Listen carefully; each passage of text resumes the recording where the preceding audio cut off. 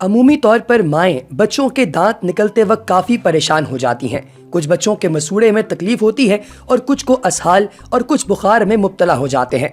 माहिरीन अतफाल के मुताबिक जब बच्चों के दांत निकलने लगें तो इनके हाथ में सेब, गाजर या कोई इस तरह की चीज थमा दी जाए जो कि इन बच्चों को कुदरती टीदर का काम देते हैं, क्योंकि ये सख्त होने की वजह से बच्चे के दांतों की बेहतर और मजबूत नशोनुमा के लिए बहुत अहम है।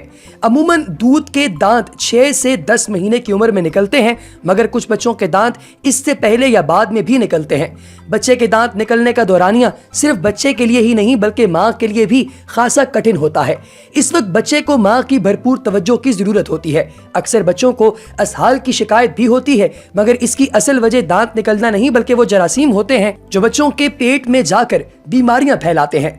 दरअसल जब दांत मसूड़ों के अंदर से निकलना शुरू होते हैं तो बच्चे मसूड़ों पर दबाव महसूस करते हैं और हर चीज मुंह में डालकर दबाते हैं। अगर यह ख्याल ना किया जाए कि बच्चे के मुंह में क्या डाल रहे हैं तो इन चीजों पर लगे जरासीम मुंह के जरिए पेट में दाखिल हो जाते हैं, जो कि असहाल का सबब बनते हैं। लिहाजा कोशिश की जानी चाहिए कि बच्चों के इर्द गिर्द का माहौल साफ सुथरा हो ताकि कोई चीज मुंह में जाकर इन्फेक्शन का बाइस न बने।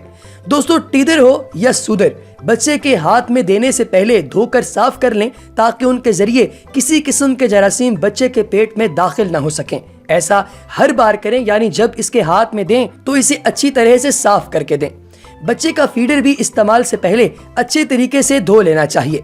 बच्चे पर हर वक्त नजर रखें कि अशिया जो वो अपने हाथों में ले रहा है क्या वो कोई मुज़र सेहत चीज़ तो नहीं है। अगर ऐसी है तो उसे फौरी तौर पर दूर कर दें, इससे पहले कि वो इसे अपने मुंह में डाल ले। बच्चे के इस्तेमाल की अशिया हाथों में न रखें, इससे भी जरासीम उनमें मुंतकिल हो जाते हैं। बच्चे को वॉशरूम में ले जाएं तो अपने साथ साथ उसके हाथ भी लाजमी धोएं। बच्चे की खुराक पर भी तवज्जो दें।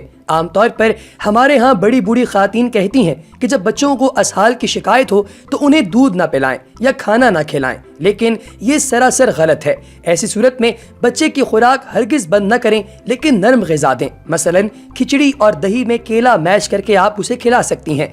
ये भी ध्यान रहे कि असहाल से बच्चे के जिस्म में पानी की कमी हो सकती है। इब्तदाई 2 साल तक अगरचे बच्चे के लिए माँ के दूध से बेहतर कुछ नहीं, लेकिन अगर माँ दूध न पिलाए तो उसे गाय का दूध पिलाएं जो पतला होता है। दांतों की नशोनुमा के लिए कैल्शियम भी बेहद जरूरी है जो दूध ही से हासिल होती है, लेकिन अगर बच्चे दूध न पिए तो जायका बदलने के लिए उसे दूध से बनी अशिया जरूर खिलाएं, मसलन खीर या कस्टर्ड वगैरह। और अगर ये भी मुमकिन ना हो तो बच्चों को कैल्शियम के सप्लीमेंट्स जरूर दें।